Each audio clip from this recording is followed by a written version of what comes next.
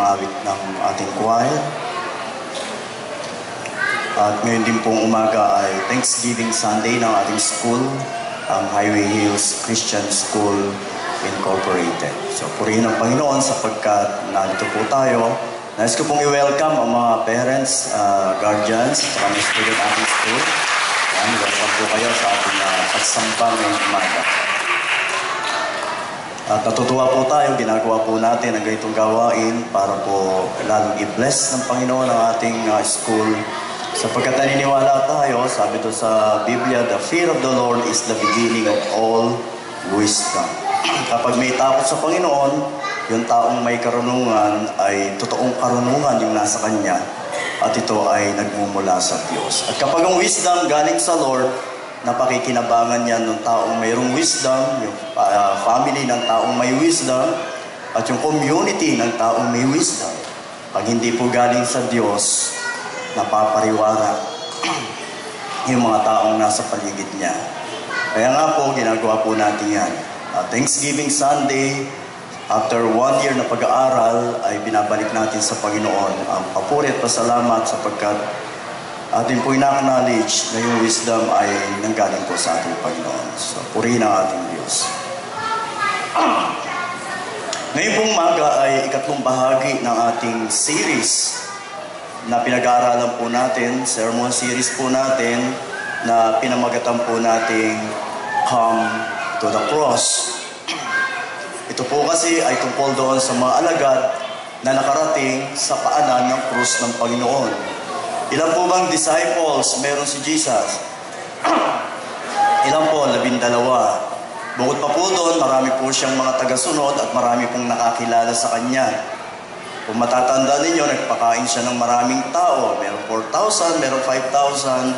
At doon sa Biblia, makita natin, meron pagkakataon, nagsugo siya ng 70 alagad. Sa ibang gospel ay 72 disciples. So, bukod pa doon sa 12. Ibig sabihin, marami pong naging alagad ng Panginoon. Yung nga po kanyang core group, yung 12. At mula po doon sa 12, meron pa siyang 3 na laging kasama. Pag siya magpe-pray sa bundok, ay kasama po niya yung 3.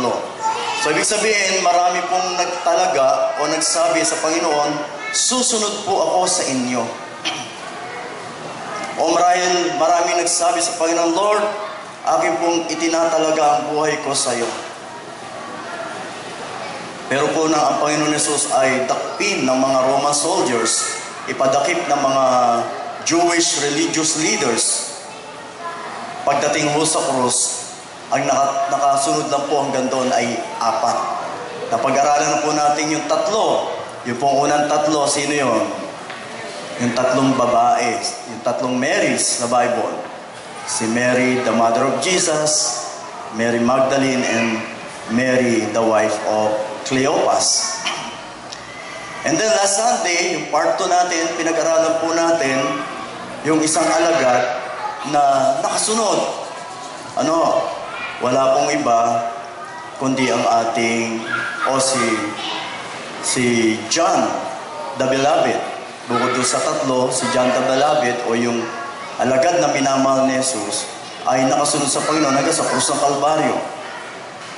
Yun lang pong 4. At doon sa 4 na yon, sinabi natin noong nakaraan, ayan, doon po sa 4 na yan, ating pong pag-aaralan yung 11 na hindi nakasunod sa Panginoon Jesus. At out of these 11 disciples, tingnan natin yung 3. Kasi yung 3 nagre-represent na doon sa 12. Yung mga nagiging dahilan, bakit sila hindi nakarating doon sa krus ng Kalbaryo ng Panginoon Jesus? Tatandaan po natin, ibalik po natin doon sa kanina, Matthew 28:19. Ang tao po ay tinawag ng Panginoon Jesus para maging disciple ng Panginoon. Sa Matthew 28:19, basahin natin lahat. Go. Yan. Bago po pumanik ang Panginoon Jesus sa langit, tinagubilinan niya yung mga alagad. Sabi niya, Go then to all peoples everywhere and make them my disciples. So ang pinaka-end goal sa pagkatawag ng Panginoon Hesus sa lahat ng tao ay maging alagad ng Panginoon. Makasunod sa Panginoon. Pag sinabing disciple, alagad. Pag sinabing alagad, tagasunod. Kung tagasunod, kung saan naroon si Jesus, nadoon siya. Kung ano sabihin ni Jesus, gagawin nila. So si Jesus, nakarating doon sa krus ng Kalbaryo, ang nakarating lang po, 4. And then the rest, hindi na ho nakarating. At yung 4 na yun, sabi natin kanina, si Mary na ina ni Jesus, si Mary na Magdalena, at si Mary na asawa ni Cleopas. At doon sa 11 na hindi nakasunod, 3 ho yung ating kukunin. Pinag-aralan po natin yung the 3 disciples. At napag-aralan nga po natin si John the Beloved.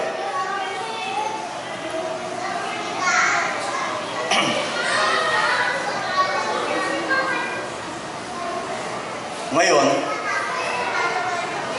pag-aaralan po natin yung 2 alagad na hindi naman nakasunod sa Panginoon. Pero bago po natin simulan, nais kong pakita sa inyo to. Basahin po natin.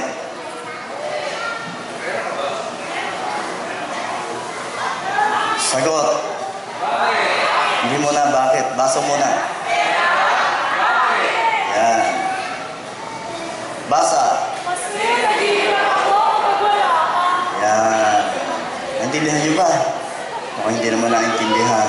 Anyway, tungkol sa pera kasi ang ating pag-aaralan. Yung isang alagad na hindi nakarating sa krus ng Kalbaryo ay ating pong pag-aaralan. At isa po dito, si Judas. Tinatawag nating the betrayer.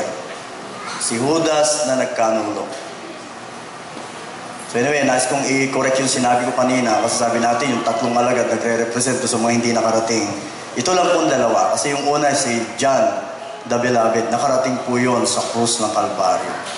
So ito pong 2 ang ating pag-aaralan ngayong umaga. Si Judas na nagkanulo sa Panginoon. Bakit si Judas hindi nakasunod sa Panginoon Hesus? Bagamat isa siya sa sinabing mga alagad. Bakit hindi siya nakarating doon sa paanan ng Panginoon Hesus? Doon sa krus ng Kalbaryo. Sabi natin last Sunday, bakit si John the Beloved nakarating doon? Pero ito si Judas, hindi. Ano ba ito si Judas? Sa John chapter 12, verse 5 to 6, ito po ang background nitong salitang ating pong babasahin.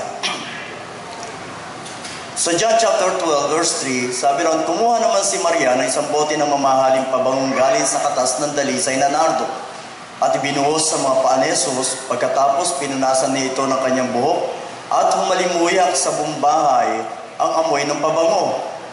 At ito'y pinuna ni Judas Iscariote, ang alagad na magkakanulo sa kanya.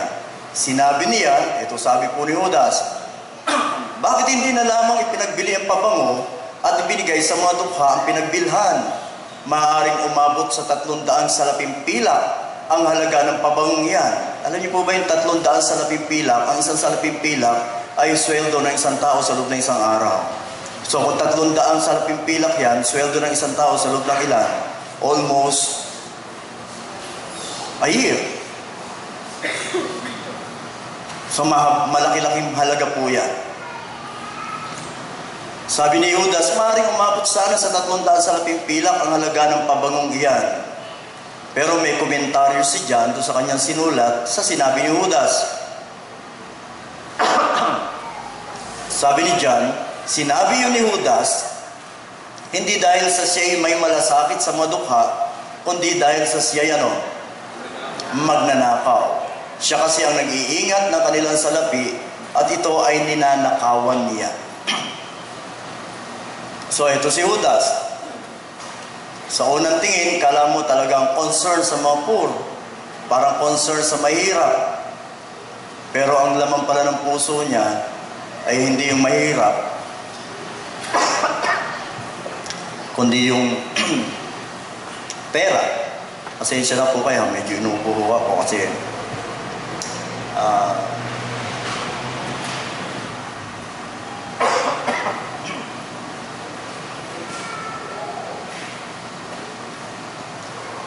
nakasakay ho ako doon sa jeep. Sobrang usok. Sobrang traffic. Sobra yung pollution. Napuyat pa ho ako ng mga ilang gabi dahil yung nanay ko po, ay tatay ko, ay nakaburol po ngayon. Tatay ko po ay nakaburol ngayon sa Taytay United Methodist Church sa Taytay Rizal. Sa Saturdays pupunta po kami ron. So bukas po ng umaga, yung kanyang libing, alas 9 ng umaga. Kaya medyo ano tayo ngayon, maraming ginagawa. Yan. Balikan po natin si Judas. Sabi ni Judas, bakit hindi na lamang pinagbili ang pabango at bigay sa mga dukha ang pinagbilhan? Maaari sanang umabot sa 300 salaping pilak ang halaga ng pabangong yan. Siguro kung sa panahon ngayon, sasabihin ni John, parang ganun, ano? Kunyari pa, concern. Pero sinabi naman ni John, hindi dahil may malasakit siya sa mga dukha, kundi dahil sa siya ay magnanakaw. Pagkatapos po nito, anyway, bago tayo dumako doon sa kabila, minsan nung binabasa ko po ito, tinanong ko sa akin sarili, ba't kaya si Judas? Pinili yan ni Jesus.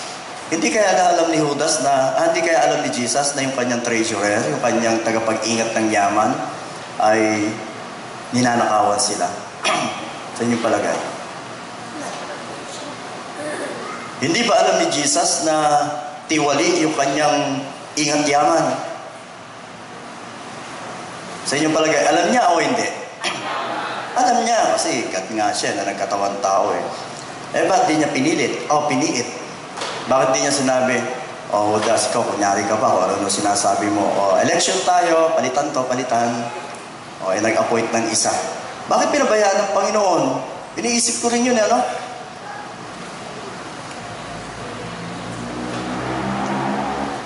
Actually, hindi naman pinabayaan ng Panginoon. Alam niyo po ba kung sino ang nakarinig ng maraming sermon mula kay Jesus? Walang iba kundi si Judas. Kasama siya sa lagi nakikinig sa sermon ni Jesus. Nung sinabi ni Jesus na walang makapaglilingkod sa Diyos at sa kayamanan, narinig kaya ni Judas yun? Sa palagay niyo, narinig niya yun? Siyempre.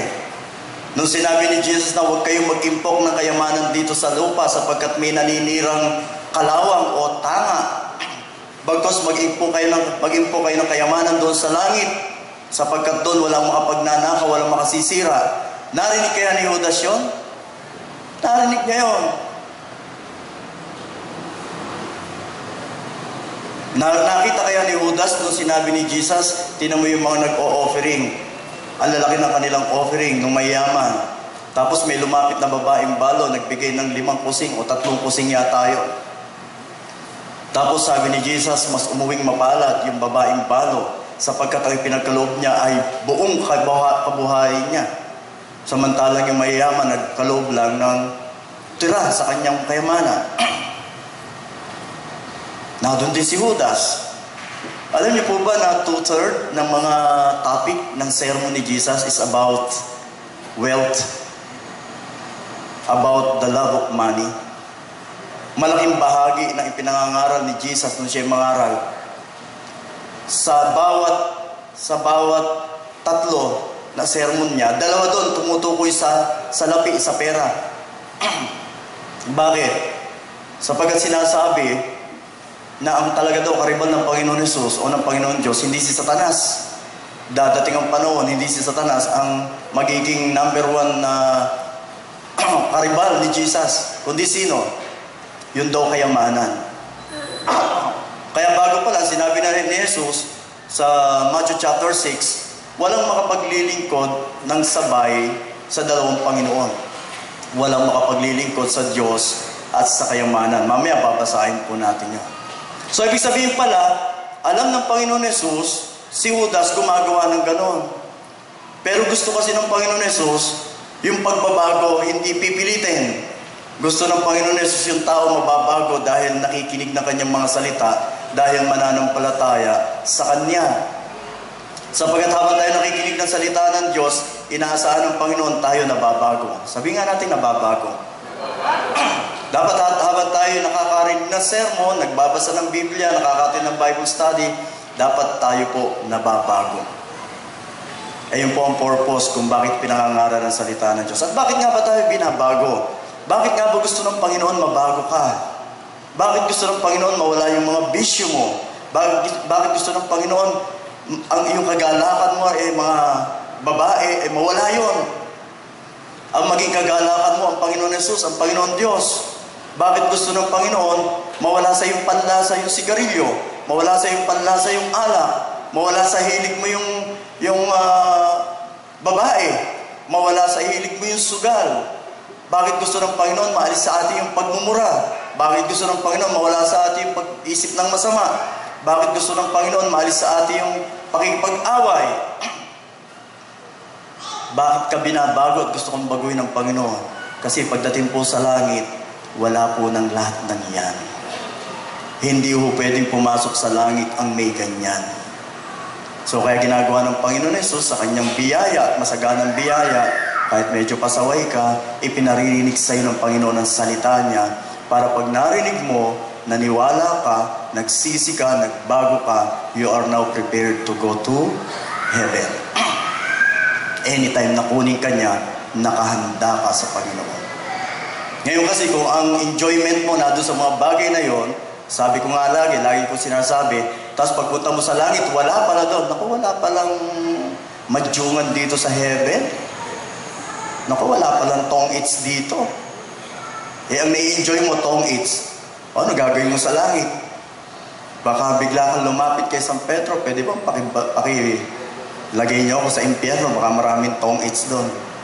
Kala ng mga tao, pagdating sa impyerno, natong ang mga babae, nagagandahang babae, natong ang mga sugalan, natong ang beer house.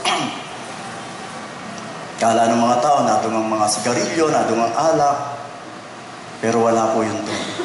Sabi ng Biblia, nasa impyerno, apoy, dagat na kumukulo, asupring naglalagablab, at lahat po ng nadon, hindi ko kagaya nung nakikita natin sa TV. Pag pinakita yung impyerno, nadon si Satanas, nakakulay pula, fitted na pantalon, nakakulay pula, may kapang kulay pula rin, may itim-itim pa, tapos may hawak na tinidor na malaki, may dalawang sungay na malaki, tapos hahalakak, pero mga tauhan, at yung mga demonyitang nadon sa paligid niya, nagkahalakakan, na para ba nag-iinuman at masayang-masaya. Yun po ay false representation o presentation ng impyerno. Wala pong ganun kayong mababasa. Wala pong naghahalakhakan sa impyerno. Ang katotohanan po, sabi ng Biblia, sa impyerno nananangis ang mga tao, nagngangalit ang kanilang ngipin sa hirap na kanilang nararanasan. Sa impyerno po yung mga tao nakikiusap hanggat maaari, bigyan sila ng kahit isang patak na tubig, wala pong makarating sa kanila. Ang mga tao po doon, uhaw na uhaw, hirap na hirap, nagsisigawan, hindi dahil masasaya sila, nagsisigawan dahil nahihirapan sila. At wala pa ho doon si Satanas sa impyerno. Wala pa ho mga demonyo doon sa impyerno. Lahat po yan ay nakakahalat pa ngayon. Tingnan niyo katabi niyo. Hindi po yan. Nakakalat po yan. Sabi sa Biblia, gagala-gala. Naghahanap ng masisila. Yung mga masamang espiritu, kakalat-kalat po yan. Wala pa po yan sa impyerno.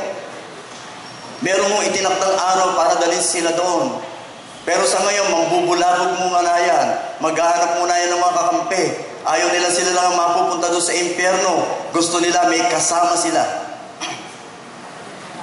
Pero nakita ni Satanas, nakita ng mga demonyo, mukhang gumaan ang ating trabaho ngayon. Bakit? Kahit pala sila hindi kumikilos, meron para mga taong pwede nilang ipahamak sa pamamagitan ng pagsunod, hindi na kay Satanas, kundi pagsunod sa kayamanan. Pagsunod sa salapi. Kaya siguro kung yung mga demonyo, si Satanas, kung narinig man tayo niyang yung mga yan, siguro sabi niyan, kami, relax na kami ngayon. Nakaupo at nagre-relax. Dahil alam nila, yung mga tao, magugumon sa kayamanan, wala nang iisipin kundi pera, handang awayin ng kapatid, handang awayin ng kaibigan, handang hiwalayan ng asawa, handang makipagbatuhan ng kasirola, ng sandok, ng kutsara, ng plato dahil sa pera. Handang magpatayan dahil sa pera. Alam nila maraming mapapahamak dahil sa kayamanan. At ito na, isa si Judas. Dahil ang kanyang, sa una pa lang, ganun na ang kanyang isipan, kahit nakakarinig ng sermon ng Panginoon, hindi tinatablan na yata hanggang sa siya ay mapahamak.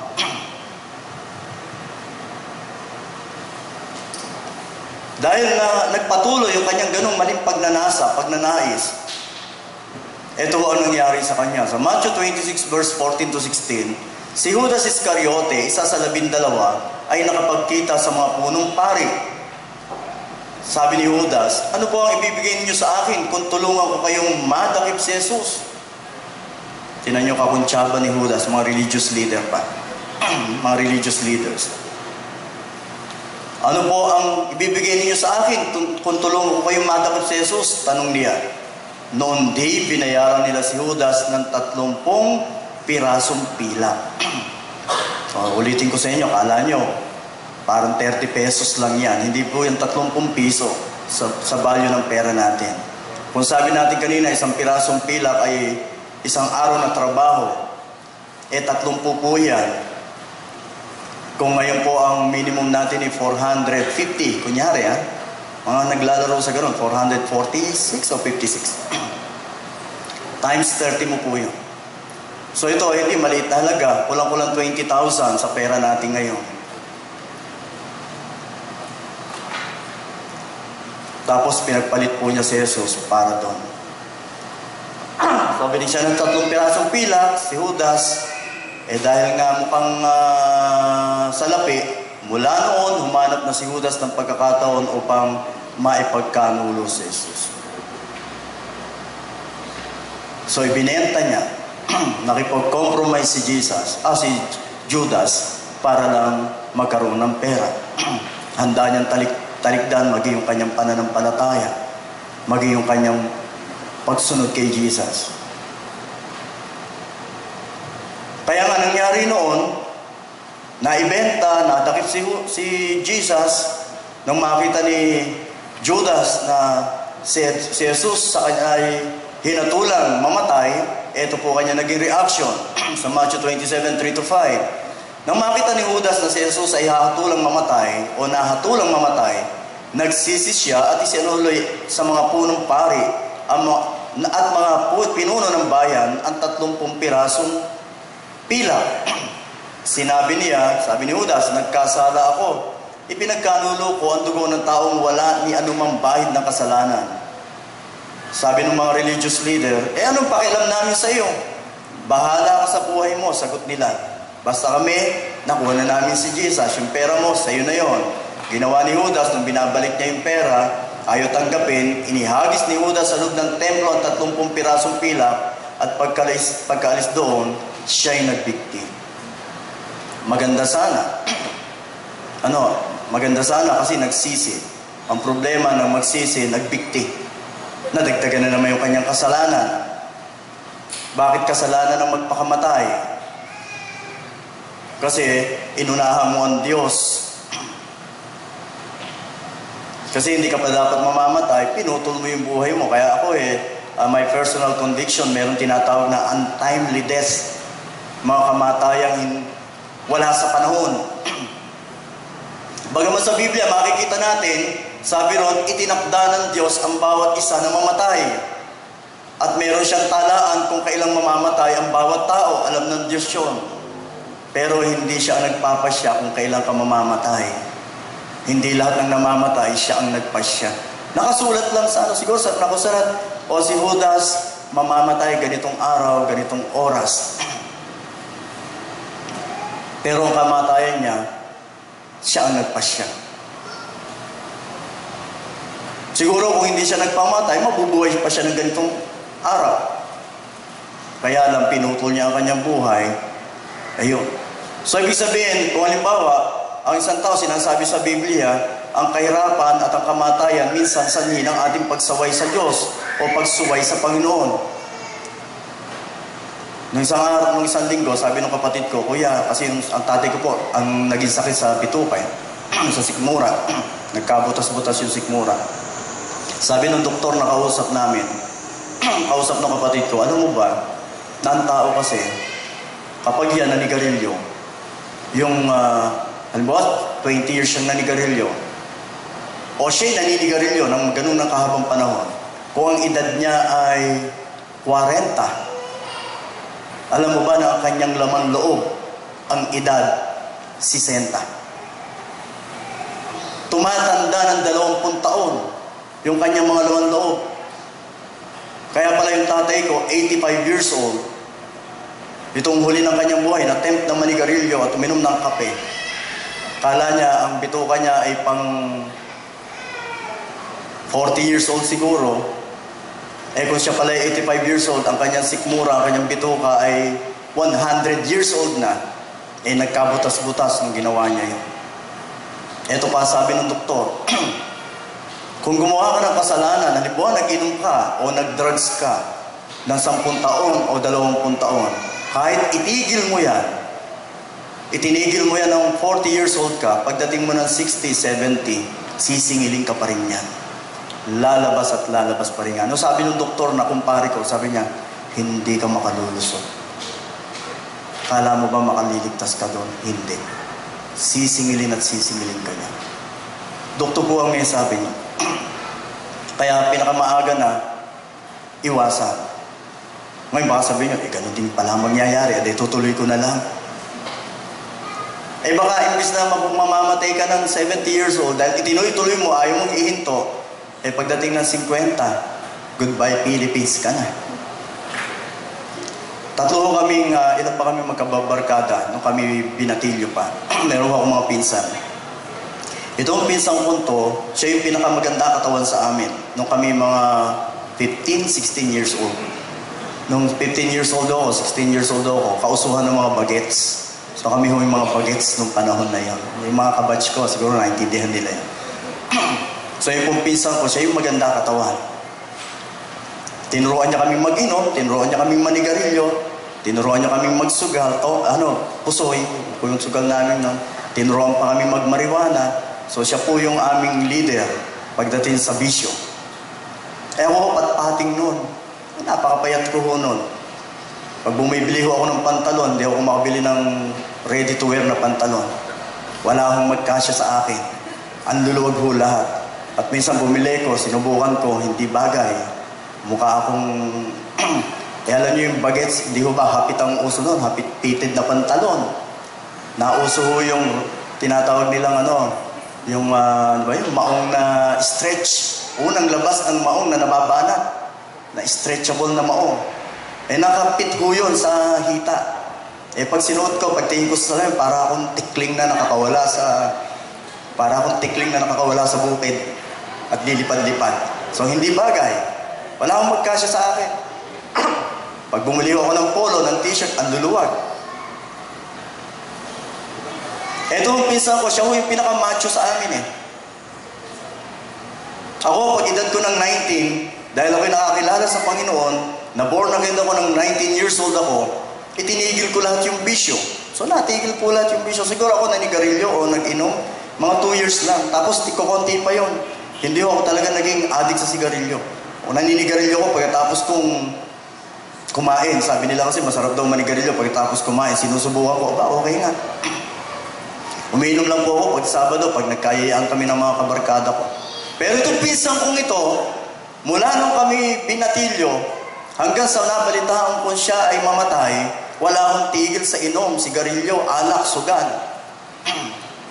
Hindi ko nakapag-asawa pa kasi naging asawa niya na yung alak, sigarilyo, sugal. And at the age of 40 plus, siguro mga 43, 45, o hindi pa umabot ng 45. 40 pa lang, nabalitaan ko na, bumagsak ang katawan, nagkaroon ng sakit sa lungs, sari-sari na yung naging sakit. At pagkatapos po nun, nabalitaan ko na matay. Pero siya ho yung pinakamaganda katawan sa amin. Kung totoo yung sabi ng doktor, ibig sabihin, nung umidad siya ng 30, kung teenager pa lang, naninigarilyo na kami. Ibig sabihin, siguro mga 25 or 30 years siyang naninigarilyo at nag-iinom. Halos araw-araw at linggo, sabado.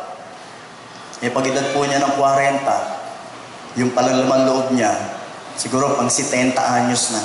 Tuloy-tuloy, hindi naman umihinto. Nabalitaan ko, nagkaroon ng tuberculosis. At ayun, namatay. Natapos yung kanyang buhay at the age of 45 yata. Kaya sinasabi kong, mabubuhay pa sana ng mahaba, pero pasaway, naputol yung kanyang buhay. Alam ba ng Diyos na ganun siya mamamatay? Sa ganung edad, alam niya. Pero hindi po Diyos ang nagpasya noon. Ang nagpasya po niyon siya. Gusto ng Diyos, ma-enjoy natin ang buhay. Gusto ng Diyos, ma-enjoy mo buhay. Gusto ng Diyos, mabubuhay kang maayos ang iyong pangatawan. Pero dahil sa pagsaway, o sa pagsuway, ayun na. Naputol ang kanyang buhay ng maaga-aga. Siguro sinasabi niya, may kilala rin akong ganyan. Ganyan din ang naranasan niya.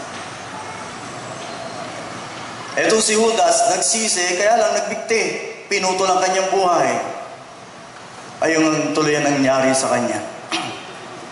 May tatanong po ako sa inyo. Sino po sa inyo ang gustong mahulog sa tukso? Sino sa inyo ang gustong mapahamak? Sino sa inyo ang gustong malayo sa Diyos o mawala yung kanyang pananampalataya? At sino po sa inyo ang gustong maghirap ang kalooban? Taas ang kamay. Salamat namang wala. At palagay ko wala namang magtataas ang kamay. Wala akong may gusto niya. Ulitin ko ang tanong. Kanina ho ay gusto. Ngayon naman, sino sa inyo ayaw mahulog sa tukso at sa bitag? Sino sa inyo ayaw mapahamak? Sino sa inyo ayaw malayo sa pananampalataya? At sino sa inyo ayaw maghirap ang kalooban? Taas ang kamay. Siyempre, tataas tayo lahat. Ayan. Very good. Bibigyan ko kayo ng tip. Ito ang sabi sa 1 Timothy chapter 6 verse 9 to 10. Kung yung po sinabi natin sa inyo na ayaw nyo ay gusto nyong maranasan at yung ayaw nyong mahulog sa tukso, mapahamak, malayo sa pananampalataya at mamatay na naghihirap o mabuhay na naghihirap ang kalooban, ito po yung tip ng salita ng Diyos. 1 Timothy chapter 6 verse 9 to 10. Tulungan niyo po akong basahin. At gusto ko pong i-take note yung mga red letter. Basa.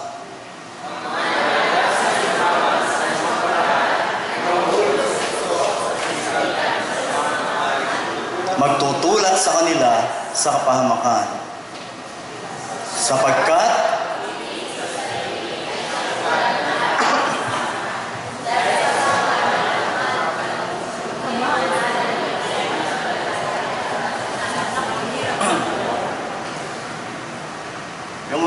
yung pong binanggit ko sa inyo kanina, tinan dyan, nakasulat dyan, mahuhulog sa tukso at sa bitag ng masamang hangarin. At doon sa kabila, sabi dyan, nalayo sa pananampalataya, nasadla sa paghihirap sa kalooban. Sino daw ang makakaranas niyan? Sino ang makakaranas niyan? Sabi rito, una, yung mga nagnanasang yumaman. Ako, delikado pala yung pastor. Ibig sabihin ba, pastor, yung nagnanasang humirap, hindi mararanasan yan.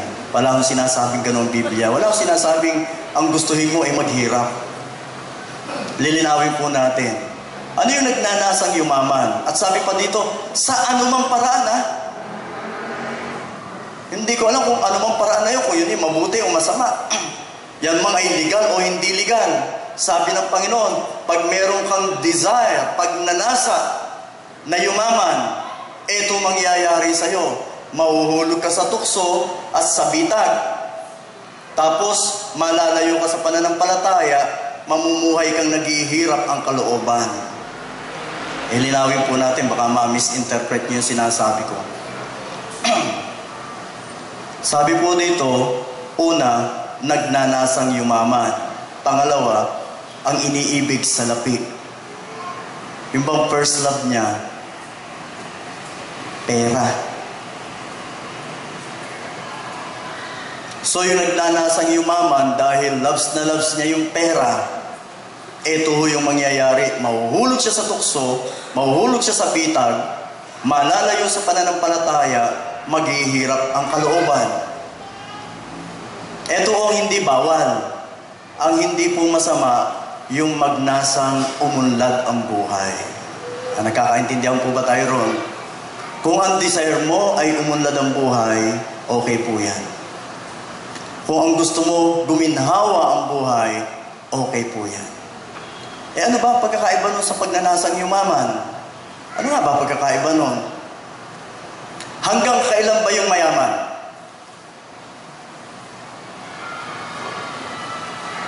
Hanggang ilang dapat ang pera ng isang mayaman? Hanggang 1,000,000? 2,000,000? Pag ba meron ng 2,000,000, ang isa naghahangad na yumaman, titigil na siya? Sa inyong palagay? Pag ba meron niya sa 10,000,000, titigil na siya? Pag meron na ba siyang 40,000,000, titigil na siya? Hindi ho. Hanggang umabot ng $28 billion, hindi ho yan titigil. Tumigilan dahil napababa sa Malacanang.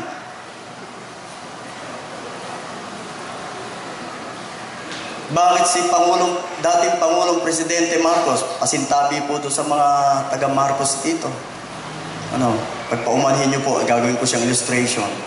Bakit si Pangulong Marcos, yung dating Pangulong Marcos, nung meron na siyang siguro sabi niya, sana magkaroon ako ng 1,000,000. Masaya na siguro ako. Nagkaroon na, sana magkaroon ako ng 10,000,000. O kahit 1,000,000,000 piso. Dapat maging dollars, $1 billion. Tumigil ba siya? Hanggang umabot ng $5 billion, $10 billion, hanggang umabot ng 28 billion, hindi po peso, $28 billion. Huminto lang po dahil napababa. Ibig sabihin, kaya ko po ito binabanggit sa inyo, ang kayamanan po, ang isang taong maghahangad yumaman, hindi ho yan titigil. Subukan nyo sarili nyo. Diba sabi nyo nun, sana magkaroon ako ng kahit 50,000 sa bangko, okay na ako, masaya na ako. O nung naging 50, tumigil ba kayo? O sige, tanongin nyo sarili, tumigil ba kayo? Sana maging 100. Nung 100 na, tumigil na ba kayo? At yung mga dumadating sa inyo, tinutulong nyo na lang? Hindi. Wealth cannot satisfy you. Hindi po yung makasasatisfy na inyong buhay. Hindi po yung makabubusog sa inyo. Marahil lang, pwede lang ibigay niya na comfort ng buhay, pero hindi comfort ng kaluluwa. Ito si Judas, ayun ang nangyari sa kanya. Nangyari ba sa kanya yung sinasabi nating 4? Siya ba'y nahulog sa tukso? Nahulog. Napahamak ba siya? Napahamak. Nalayo ba sa pananampalataya? Nalayo. Naghihirap ba kalooban? Naghirap. Gusto nyo sundin? O, di gawin ninyo. Gusto nyo sundan si Judas? Di gawin ninyo. Ito, nagbabala na po ang Biblia. Ang mga nagnanasang yumaman sa anumang paraan ay mahuhulog sa tukso at sa bitag ng masasamang hangaring magtutulak sa kanila sa kapahamakan. Sapagkat ang pag-ibig sa salapi ay siyang ugat ng lahat ng kasamaan. Dahil sa paghahangad na magkamal ng salapi, may mga nalayo sa pananampalataya at nasadlak sa paghihirap ang kalooban. Kung iniisip ninyo pag may kayamanan, masaya ang buhay, nagkakamali po kayo. Marami hong napunta ron na nagising sila, hindi pala. Pagpunta pala niya doon, nag-iisa na lang siya. Kaya sabi po ng Biblia, the love of money is the root of all evil. Bakit sabi ng Panginoon Jesus, malalayo sa pananampalataya o mapapahama? Kasi pag ang nasa isip mo yumaman, handa mong i-give up ang lahat, maging pagsisimba, maging pagsunod sa Panginoon, maging pagbabasa ng Biblia. Handa ka na makipag-compromise. Kasi sabi sa Luke chapter 16 verse 13, no servant can serve two masters, for either he will hate the one and love the other, or else he will hold to the one and despise the other. Yet cannot serve God. Sabi niya, ye cannot serve God and mammon. Yung pong mammon, yung wealth. Kaya si Judas hindi nakasunod dahil hinila siya ng pera. Kaya meron pong mga mananampalataya ang sigla-sigla sa pananampalataya. Dahil sinunod niyang humabol doon sa kayamanan, nalayo sa pananampalataya. Sabi po ni Billy Graham, basahin natin lahat. Straightened out, then almost all other areas of his life will be strengthened out.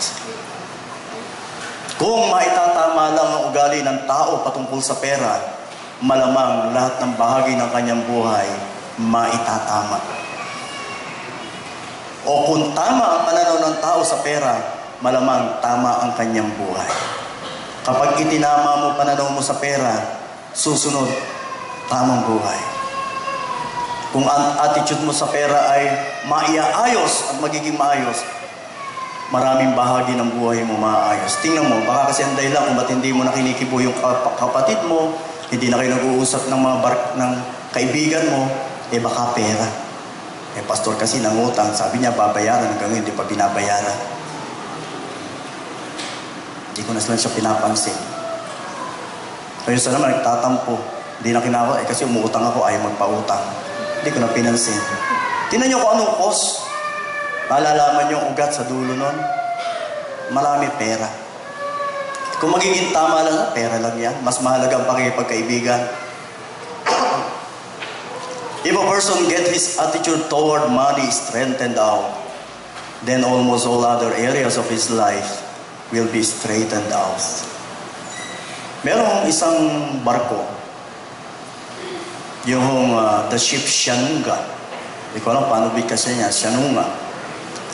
Noong late 18th century, lumubog po yan. May nakabanggaan. Yung barkong yan, from Liverpool,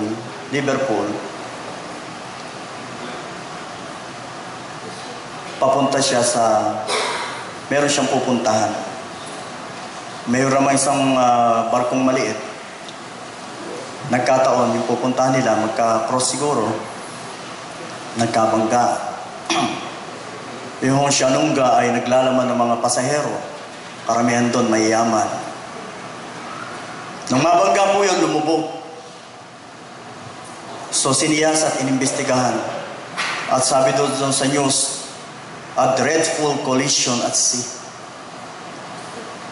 Yung description, isang nakalulunos na aksidente sa barko, sa dagat. Yung nangyari doon sa Shanunga. So tinignan po, bakit ang nakasurvive parang 30 lang? More than 200 ang sakay. Meron namang naligtas pero ang daming napahamak. So inimbestigahan, sinisid, tinignan. Alam niyo po ba nang makita, yung isang nag-iimbestiga, nakita niya, sabi niya, naawa siya doon sa mga tao. Sapagat marami doon sa napahamak, doon palang papalubog na yung barko. Yung mga alahas, iniligay nila sa kanilang bag, itinali sa kanilang baywan. Naro yung mga gold, naro yung mga gold coins, naro yung mga silver, naro yung mga kayamanan. At hindi po nila tinanggal yon dahil gusto nila paglutang nila, meron silang kayamanan. Pinilit nilang ilutang yon. Kanya-kanya silang agawan ng kayamanan doon sa barko. Yung mga nakita nilang mga ginto doon, inilagay sa kanilang mga bulsa. Inilagay sa kanilang bewang, itinali. At nung makita nung nag-iimbestiga, hindi sila nakalutang. Namatay po ang marami. Conclusion, sabi nung nag-investigate, kung tinanggal sana nila yon, nailigtas sana nila ang kanilang buhay. Alam niyo mga kapatid, marami pong hindi nakararating sa cross o sa pagkatawag ng pagiging alagad ng Panginoon. Itinatali kasi nila yung kayamanan sa kanilang bewang. Itinatali nila sa kanilang kamay yung kanilang kayamanan. Ang landas na kanilang pinatutunguhan, ang sinusundan, maaaring hindi si Satanas. pero kayamanan.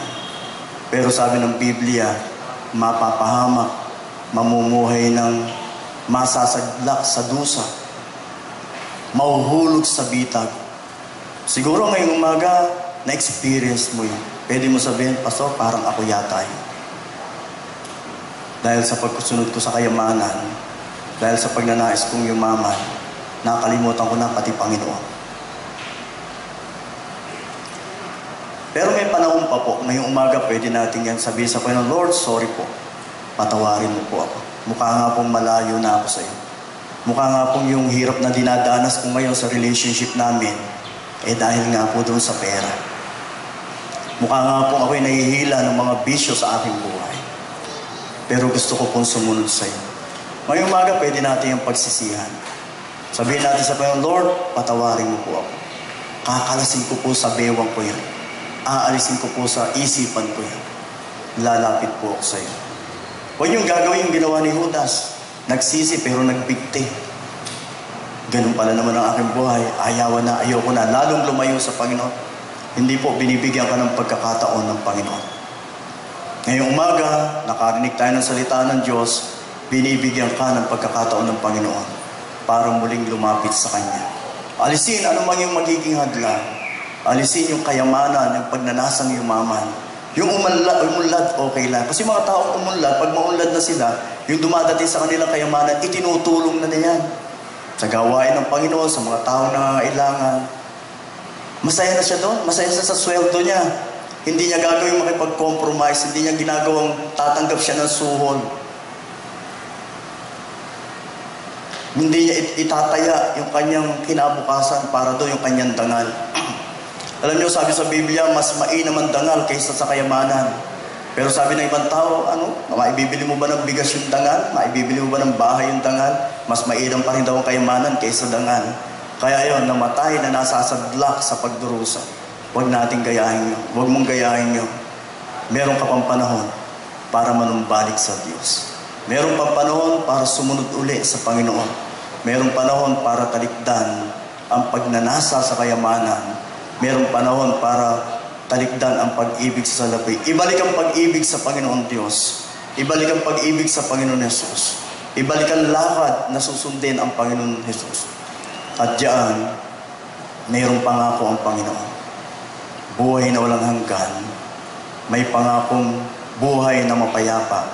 May pangakong buhay na nagtatagumpay hanggang sa ikaw ay makaraanas ng pagiging alagad ng ating Panginoon. Mahal ka ng Diyos, kaibigan. Mahal ka ng Diyos, kapatid.